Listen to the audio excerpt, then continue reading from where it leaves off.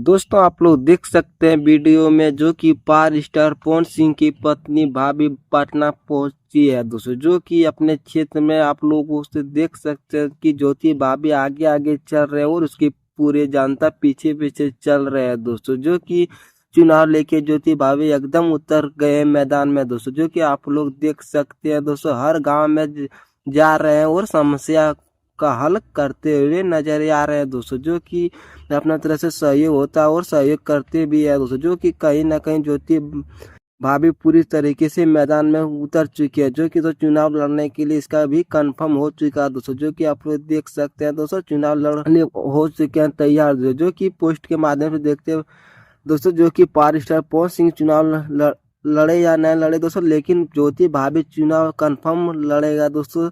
और पवन सिंह को देखा जाए कि ज्योति भाभी को सपोर्ट करते या नहीं करते दोस्तों, आप देखा जाए दोस्तों। तो दोस्तों पावर स्टार पवन सिंह के सपोर्ट में इलेक्शन में, लेकिन पावर स्टार पवन सिंह के ज्योति भाभी की सपोर्ट करी थी दोस्तों। और जब देखा जाए कि पवन सिंह ज्योति भाभी को सपोर्ट करा था न करा था पता चली जाए दोस्तों। तो दोस्तों आप लोग को वीडियो कैसा लगा जरूर बताएं दोस्तों। आपके लिए मेरे नेक्स्ट वीडियो में दोस्तों नए लेटेस्ट अपडेट के साथ दोस्तों आपके लिए नेक्स्ट वीडियो से धन्यवाद।